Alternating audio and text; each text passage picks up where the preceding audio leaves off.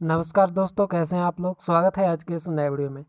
आज के वीडियो में हम लोग बात करने वाले हैं बिहार के कुछ महत्वपूर्ण जीके के बारे में। ठीक है, देखिए आज के वीडियो में मैं आपको बताऊंगा 20 प्लस महत्वपूर्ण जीके। ठीक है, 20 प्लस मैं आपको बताऊंगा एमसीक्यू, और ये एमसीक्यू ऐसे होंगे जो बिहार में जितने भी एग्ज़ाम होते हैं वो सब के लिए बहुत ही ज़्यादा महत्वपूर्ण है। ठीक है, बिहार में कोई भी एग्ज़ाम हो, चाहे वो बीपीएससी हो या कोई भी एग्ज़ाम हो, ठीक है, वो सब में इस तरह का सवाल पूछा जाता है। इसलिए मैं आपको ये सवाल जो है बता रहा हूँ। ठीक है, आप वीडियो बहुत ही ध्यान से देखिएगा और इम्पोर्टेंट क्वेश्चन है, इसलिए मिस मत कीजिएगा, एकदम लास्ट तक देखिएगा। तो चलिए हम लोग शुरू करते हैं। सबसे पहला सवाल है कि देखिए, सबसे पहला सवाल है कि बिहार दिवस कब मनाई जाती है।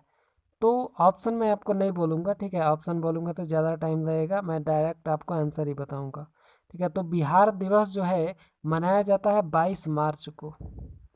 ठीक है, बिहार दिवस कब मनाया जाता है, तो 22 मार्च को मनाया जाता है। याद रखिएगा, इम्पोर्टेंट है, एग्जाम के लिए बहुत ही इम्पोर्टेंट है। ठीक है, पूछता है सवाल इस तरह का। चलिए, दूसरा सवाल है कि बिहार की राजधानी कहाँ है। तो बिहार की राजधानी कहाँ पे है, तो पटना में है। ठीक है, देखिए मैं जो सवाल आपको बता रहा हूँ, ये बिहार के लोग जो हैं, बिहार में रहने वाले लोग जो हैं वो जानते होंगे। ठीक है, जितना सवाल मैं आपको बताऊंगा उसमें से कुछ सवाल बिहार के रहने वाले लोग जानते होंगे, लेकिन ये आउटसाइडर लोग जो हैं, मतलब कि जो दूसरे राज्य में रहते हैं और बिहार के बारे में नहीं जानते हैं और बिहार में एग्ज़ाम देना चाहते हैं, ठीक है, बिहार का कंपटीशन एग्ज़ाम देना चाहते हैं, तो उनके लिए ये वीडियो महत्वपूर्ण है। ठीक है, बहुत ही ज़्यादा महत्वपूर्ण है, क्योंकि ये बेसिक सवाल है, इस यह आपको पता होना ही चाहिए बिहार के बारे में। ठीक है, चलिए, तो बिहार की राजधानी कहाँ है, तो पटना है। ठीक है, चलिए आगे बढ़ते हैं हम लोग। बिहार का उच्च न्यायालय है कहाँ पे है भाई, उच्च न्यायालय, तो बिहार का हाई कोर्ट कहाँ पे है, तो पटना में है। ठीक है, यानी बिहार की राजधानी में ही बिहार का हाई कोर्ट है। ठीक है, याद रखिएगा। चलिए आगे बढ़ते हैं।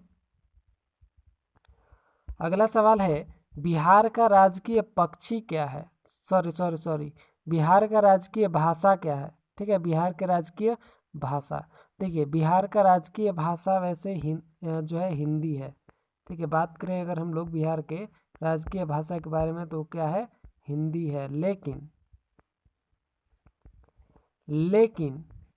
हिंदी तो है, लेकिन बिहार के 15 जिलों में, कितने, बिहार के 15 जिलों में उर्दू भाषा भी जो है वहाँ पर, मतलब कि ऑफिशियल भाषा बना हुआ है अभी तक। ठीक है, तो इसलिए बिहार की राजकीय भाषा पूछा जाए तो हिंदी और उर्दू को कहा जाएगा। ठीक है, हिंदी और उर्दू। ठीक है, याद रखिएगा। चलिए आगे बढ़ते हैं हम लोग। बिहार का राजकीय वृक्ष है, देखिए बिहार का राजकीय वृक्ष है, राजकीय वृक्ष क्या है बिहार का, तो सही जवाब होगा पीपल। ठीक है, पीपल है। चलिए आगे बढ़ते हैं हम लोग। बिहार का राजकीय पुष्प है, बिहार का राजकीय पुष्प क्या है, तो बिहार का राजकीय पुष्प होगा गेंदा। ठीक है, गेंदा, गेंदा का फूल। चलिए नेक्स्ट,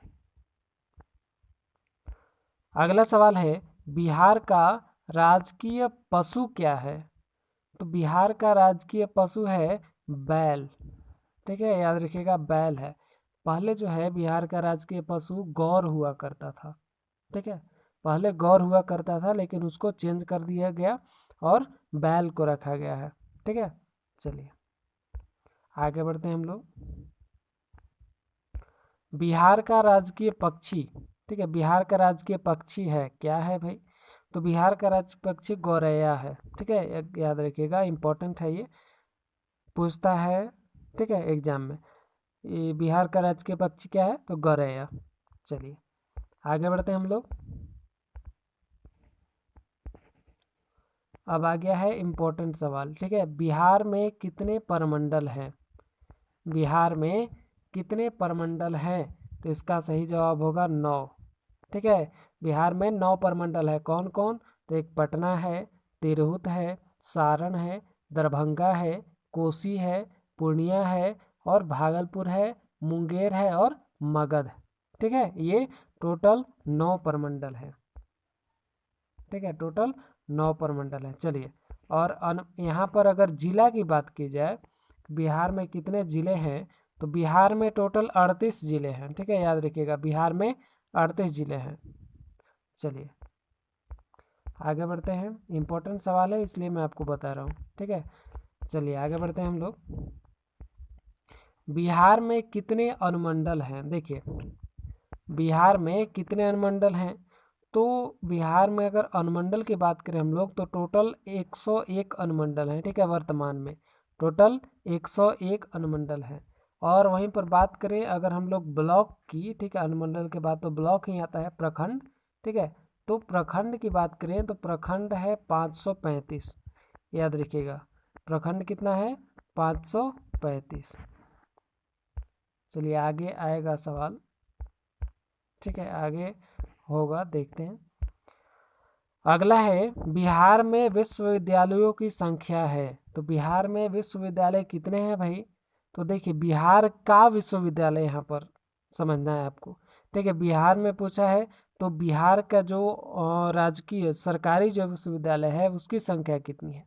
तो बिहार में सरकारी विश्वविद्यालय 20 हैं। ठीक है, 20। ठीक है, बाकी और बहुत सारे विश्वविद्यालय हैं। ठीक है, प्राइवेट भी है, कुछ सेंट्रल का भी है। ठीक है, केंद्र सरकार का। तो ये सबको हटा दिया गया है, केवल यहाँ पर पूछा है बिहार का, तो बिहार का ही केवल हमको बताना है। ठीक है, चलिए आगे बढ़ते हैं। पूछ रहा है, बिहार में सर्वाधिक जनसंख्या वाला जिला है। तो बिहार में सबसे ज़्यादा जनसंख्या वाला जिला हो जाएगा पटना। ठीक है, देखिए, बिहार का सबसे बड़ा शहर पटना है, तो सबसे ज़्यादा जनसंख्या वहीं होगा। ठीक है, चलिए आगे बढ़ते हैं हम लोग। बिहार में सबसे कम जनसंख्या वाला जिला कौन सा है भाई?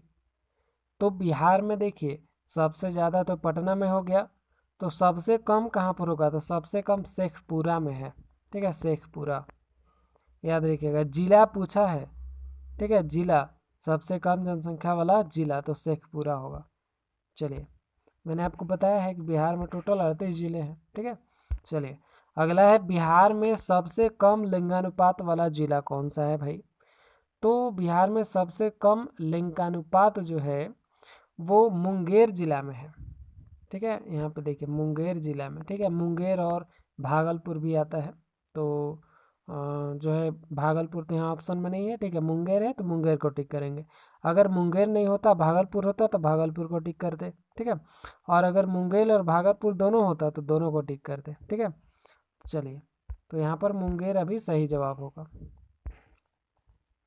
आगे बढ़ते हैं। देखिए, अगला है, बिहार में सर्वाधिक लिंगानुपात वाला जिला है। अब सबसे ज़्यादा लिंगानुपात वाला जिला कौन सा है भाई? तो वो हो जाएगा गोपालगंज। ठीक है, गोपालगंज। याद रखिएगा, इम्पोर्टेंट है ये सब। चलिए आगे बढ़ते हैं हम लोग। बिहार में देखिए, बिहार में सर्वाधिक साक्षरता वाला जिला कौन सा है? तो सर्वाधिक साक्षरता वाला जिला की बात करें तो वो होगा रोहतास। ठीक है, रोहतास सबसे ज़्यादा, मतलब यहाँ पर जो है पढ़े लिखे लोग होते हैं। ठीक है, जैसे झारखंड में धनबाद है, तो इसी तरह से। ठीक है, बिहार में रोहतास है। अगला है, बिहार में सबसे कम साक्षरता वाला जिला। ठीक है, सबसे ज़्यादा तो रोहतास हो गया, सबसे कम हो जाएगा आपका यहाँ पर, सही जवाब इसका होगा किशनगंज। ठीक है, किशनगंज। चलिए अब आगे बात करते हैं हम लोग, बिहार में सर्वाधिक वर्षा वाला जिला कौन सा है भाई? तो बिहार में सर्वाधिक वर्षा वाला जिला हो जाएगा आपका किशनगंज। ठीक है, सबसे कम साक्षरता वाला जिला यही है, और सबसे सर्वाधिक वर्षा वाला जिला भी यही है। ठीक है, इम्पोर्टेंट है, याद रखिएगा। चलिए अगला है 20वां सवाल। देखिए, बिहार में सबसे कम वर्षा वाला जिला कौन सा है? सबसे ज़्यादा तो किशनगंज है, सबसे कम जो है मधुबनी है। ठीक है, कौन सा है? मधुबनी। ठीक है, याद रखिएगा, मधुबनी। चलिए, मैंने आपको कहा था 20 प्लस बताऊंगा। ठीक है, इसलिए मैं आपको एक दो सवाल और भी एक्स्ट्रा बताने वाला हूँ जो कि इम्पोर्टेंट है। ठीक है, इम्पोर्टेंट है इसलिए मैं आपको बता रहा हूँ। चलिए देखिए क्या कह रहा है अगला सवाल कि बिहार में सबसे बड़ा नगर है, कौन सा है भाई सबसे बड़ा नगर यानी शहर, बिहार में सबसे बड़ा शहर कौन सा है? तो सब लोग तो पटना को जानते हैं, ठीक है, तो पटना सही जवाब होगा। ठीक है, सबसे ज़्यादा जनसंख्या भी यहीं पर है बिहार में। चलिए अंतिम सवाल रहेगा। अंतिम सवाल, मूल रूप से बिहार शब्द का अर्थ क्या है? देखिए बहुत ही इंपॉर्टेंट सवाल है ये, आपका बीपीएससी में भी पूछा हुआ सवाल है। ठीक है, बिहार का सबसे बड़ा एग्जाम जो होता है उसमें भी पूछा हुआ सवाल है। देखिए जो मैं आपको बताता हूँ क्लियरली, बिहार जो शब्द है इसका मतलब होता है बौद्ध मठ। ठीक, अब बौद्ध मठ क्या है भाई? देखिए बिहार जो शब्द है वो संस्कृत के विहार शब्द से लिया गया है। ठीक है, विहार संस्कृत के पाली भाषा का शब्द है। ठीक है, विहार। ठीक है, विहार विहार जो बौद्ध धर्म वाले लोग थे उनका निवास स्थान जो होता था, ठीक है, जो बौद्ध धर्म के लोग जहाँ पर रहा करते थे उसको विहार कहते थे। ठीक है, विहार। तो विहार संस्कृत का शब्द है, तो संस्कृत का शब्द जब हिंदी में आया तो उसी को कहा गया बिहार। ठीक है, तो याद रखिएगा बिहार शब्द का अर्थ होता है बौद्ध मठ। ठीक है, बौद्ध मतलब समझ रहे हैं गौतम बुद्ध। ठीक है, बौद्ध धर्म। और मठ का मतलब होता है रहने वाला, जहाँ पर रहते हैं लोग। ठीक है, उस धर्म के लोग जहाँ पर रहते हैं, तो हो जाएगा बौद्ध मठ। ठीक है, यानी बौद्धों का निवास स्थान। ठीक है, या बौद्ध विहार भी उसको कह सकते हैं। ठीक है, तो बिहार शब्द का मूल रूप से अर्थ यही होगा बौद्ध मठ। ठीक है, चलिए आई होप कि आपको यहाँ तक सब कुछ बहुत ही क्लियरली समझ में आया होगा। ठीक है, कोई सवाल है, कोई कन्फ्यूजन है, ठीक है, तो कमेंट करके ज़रूर बताइएगा। और वीडियो अच्छा लगा हो तो लाइक ज़रूर कीजिएगा, और चैनल पर नए हैं तो सब्सक्राइब जरूर कर लीजिएगा। ठीक है, मिलेंगे नेक्स्ट वीडियो में, तब तक के लिए धन्यवाद। जय हिंद।